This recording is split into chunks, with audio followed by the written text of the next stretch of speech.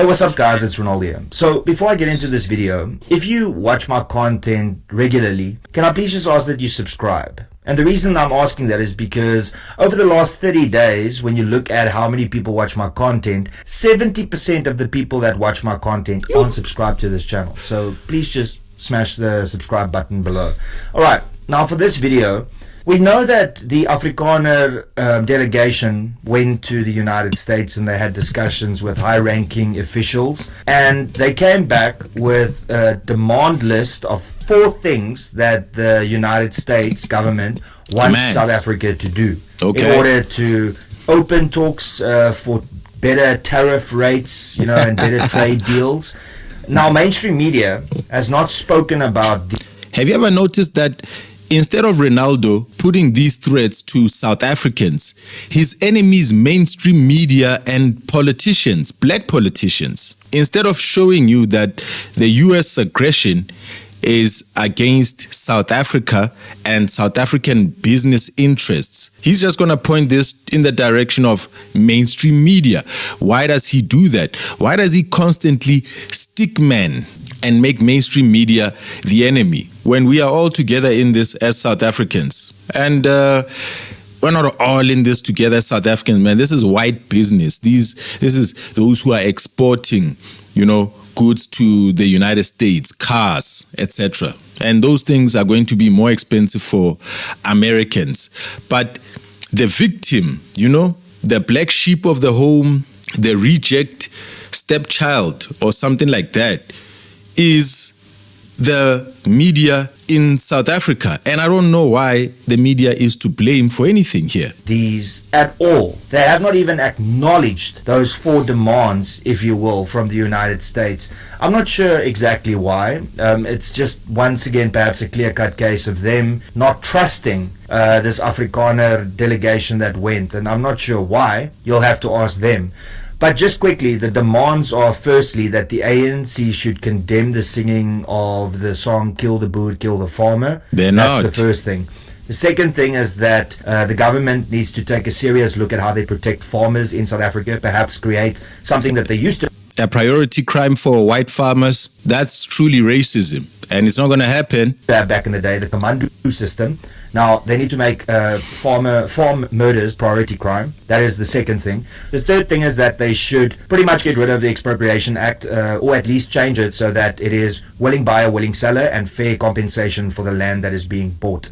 And then the last aspect that they want you to focus on, of course, is that the companies that do business or want to do business in South Africa does not have to comply with the broad-based black economic empowerment requirement from the government. So those are the 4 things that the United States demanded that the South African government acknowledge. And I'm going to just jump over quickly here to a video by the National Security News, and I will link the video in the description below. But there's one specific segment that I want to focus on, and this is Joshua Mezavi from the Hudson Institute. Now, they are a well-respected institute, and you can go and do your own research. I'm not here to pitch the Hudson Institute for you, but they are respected and they are seen as a serious player in formulating policy in the United States. Yo, Noble Netpicker, good morning to you.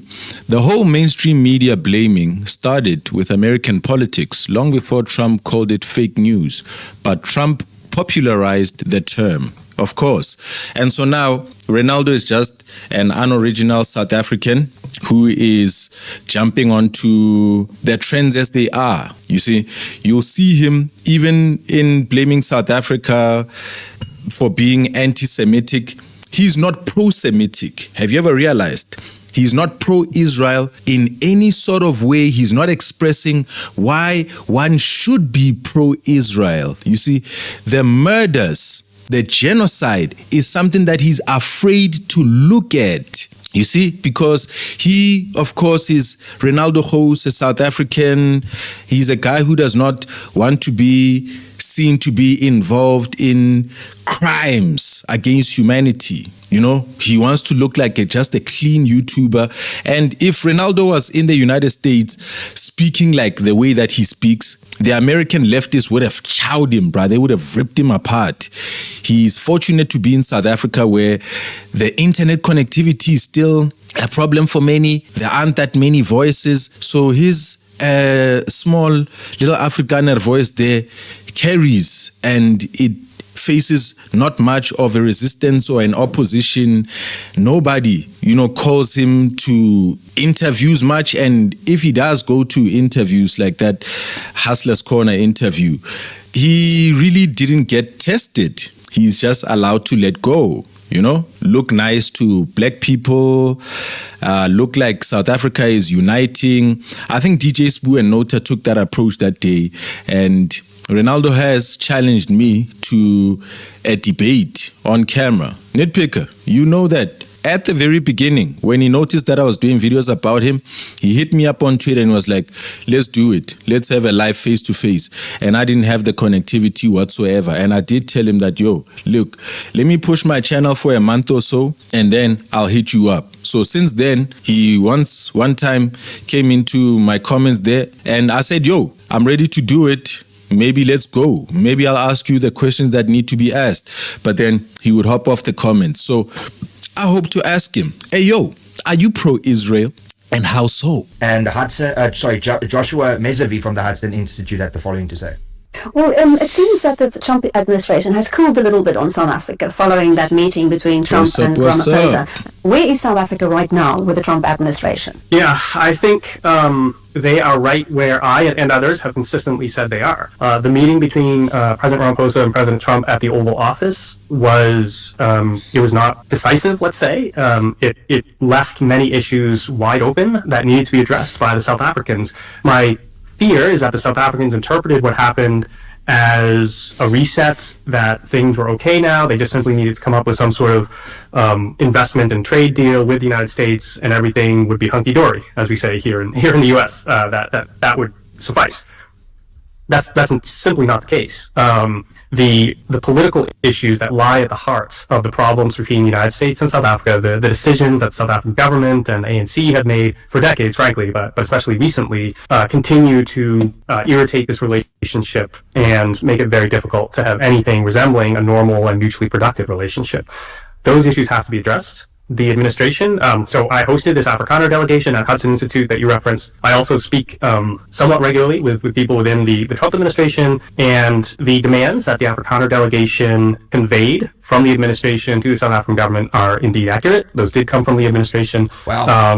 And the administration is concerned about them and wants them addressed. So, again, I think it would be a huge mistake for the South Africans to believe that just a trade and investment package of some sort would be the final bow on top of a renewed and normal relationship. That's just not accurate. Well, there you have it. So we've got a senior fellow at the Hudson Institute that has confirmed that those 4 requirements were made by the White House to the South African government. And the question is whether the South African government knows about this, which they should, and why they have not shared this with the public. Remember the press release, or the presser that Cyril Ramaphosa had the evening after he went to the White House, when he just had his South African delegation and they were talking about how things went in the White House. Now, I'm sure that at this point they should have known about these things, but it wasn't shared with anybody. And here we are now with the Afrikaner delegation coming back from the United States, and they have clearly laid out the 4 things that is expected of the South African government. And the only people that seem to be talking about this are political commentators, people with YouTube channels, some X-profiles, but mainstream media is not talking about this. They aren't asking Cyril and his gang, the Get Along gang that went over there, whether these 4 requirements were put to them. Because it's really not hard. I mean, we've got political journalists that have the private numbers of these politicians that could just phone to confirm, but they're not doing it. And we've got a senior fellow at the Hudson Institute that specializes on African politics. Bro, Renaldo, spend some time telling us why this is good, the pros and cons, unpack it in some kind of intellectual way, bro. Give us some meat, give us some substance.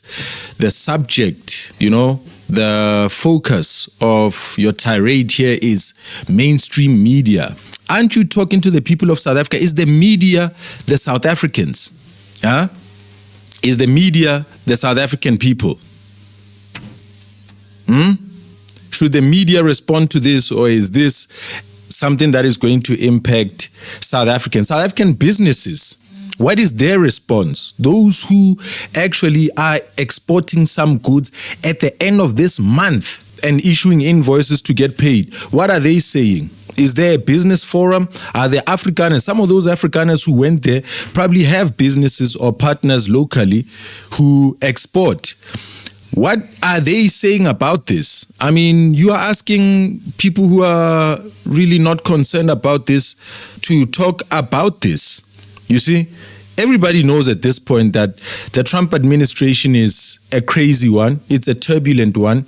Everybody can see what's happening in the United States. And so, no, the United States is not a place to take seriously in the current time going forward. I say we keep on blue ticking their asses like this, and let's keep you grinding to put this message out. And let's wait to hear the people who own the businesses as to how they feel about this, because they are the first line to get hit. And you want the media to cry first, being third, fourth, fifth in line, probably not even concerned about this. Man. In African politics that is saying and confirmed what the Afrikaner delegation has been saying, that there are these 4 requirements. What's now, up, Lee? On the 9th of July, that is the expiry date of negotiating with the United States. Yeah. What's up? Morning to you, Lee. Hope you are here to stay.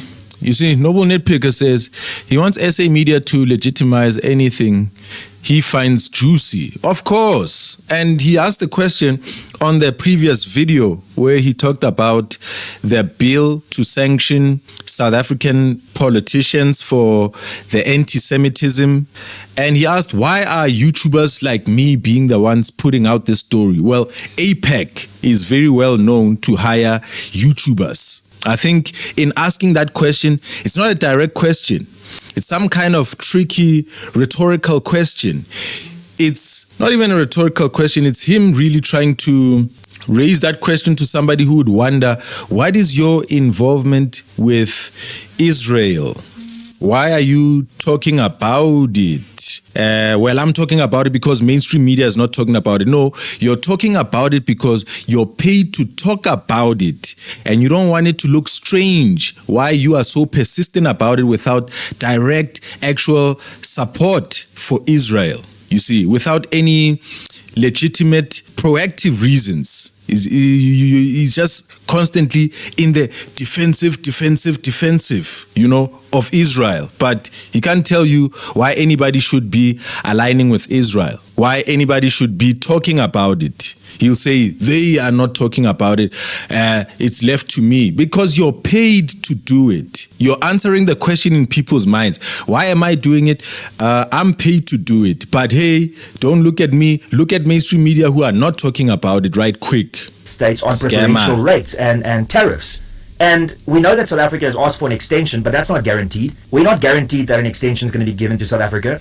And there's also been no will from the South African government to even acknowledge some of the things that the White House and the US government has requested of them. An example of this is the 4 things that the senior fellow from...